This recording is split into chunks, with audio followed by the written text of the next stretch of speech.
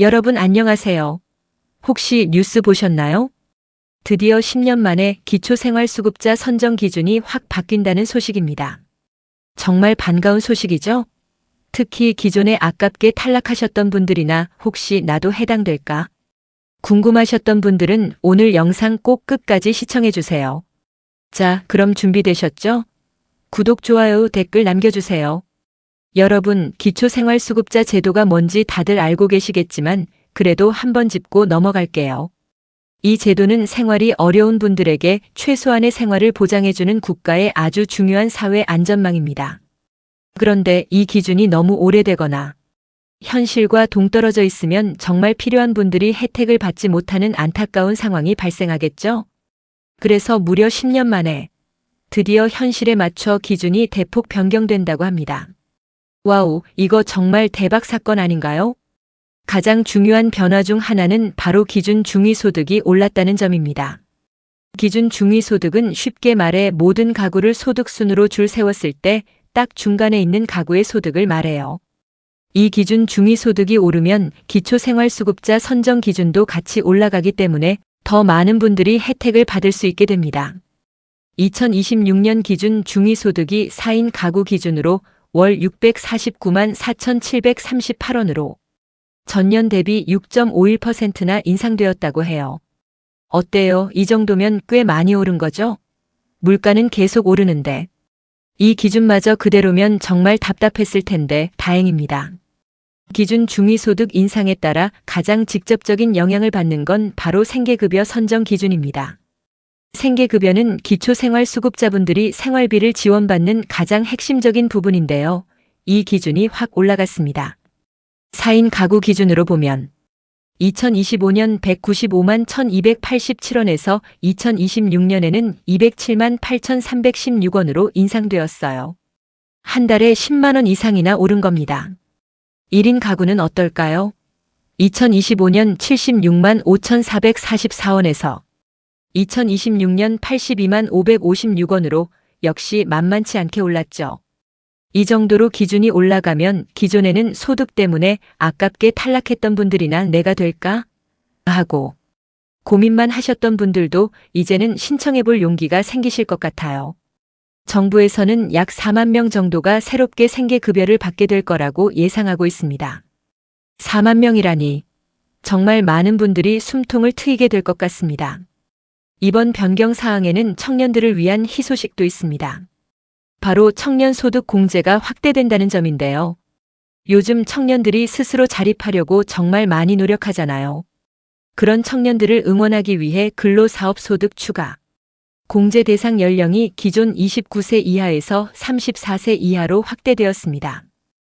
이제 30대 초반 청년들도 혜택을 받을 수 있게 된 거죠. 게다가 공제 금액도 월 40만 원에서 60만 원으로 무려 20만 원이나 인상되었습니다. 이 공제를 받으면 소득 인정액이 낮아져서 수급자로 선정될 가능성이 더 높아지니 해당되는 청년분들은 꼭 확인해 보세요. 사회생활 막 시작하거나 어렵게 버티는 청년들에게는 정말 큰 힘이 될 거예요. 그리고 많은 분들이 궁금해하실 자동차 재산 기준도 완화됩니다. 예전에는 자동차 한 대만 있어도 수급자 선정에서 탈락하는 경우가 많아서 불만이 많았잖아요.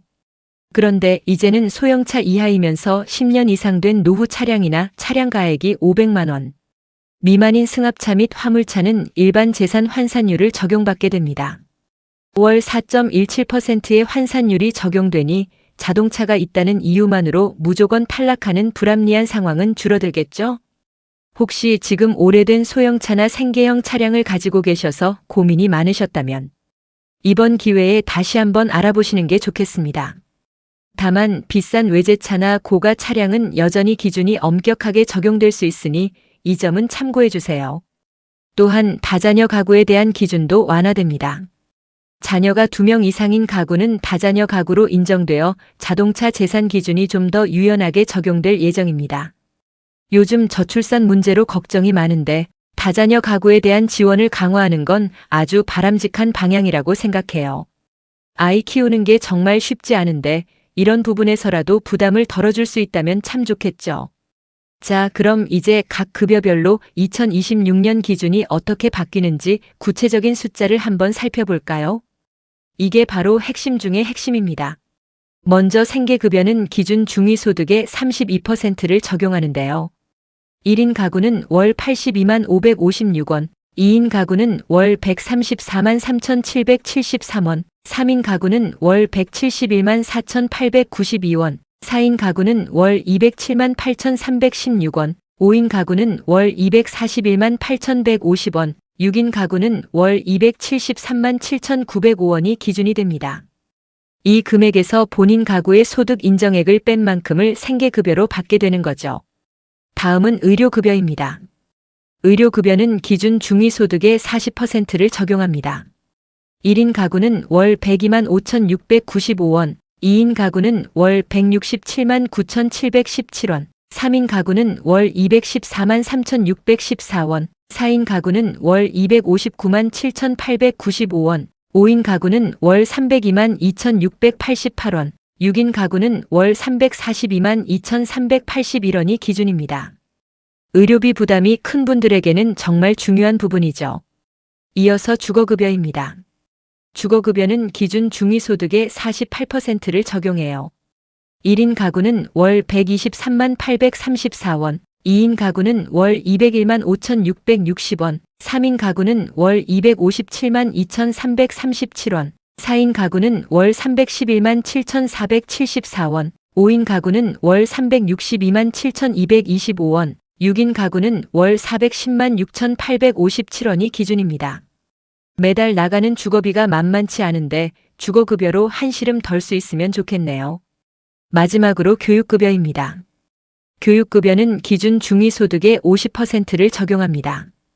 1인 가구는 월 128만 2,119원, 2인 가구는 월 209만 9,646원, 3인 가구는 월 267만 9,518원, 4인 가구는 월 324만 7,369원, 5인 가구는 월 377만 8,360원, 6인 가구는 월 427만 7,976원이 기준이 됩니다.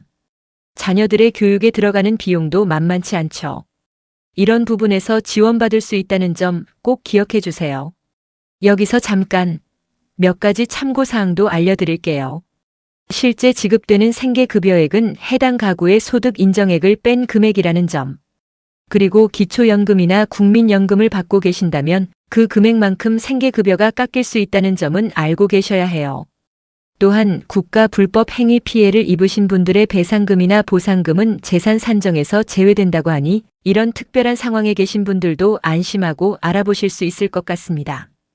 오늘 이렇게 2026년 기초생활수급자 선정 기준 변경에 대해 자세히 알아봤는데요. 어떠셨나요? 10년 만의 변화라서 그런지 정말 많은 부분이 개선되었죠? 특히 기존에 아깝게 탈락하셨던 분들이나 혹시 나도 될까?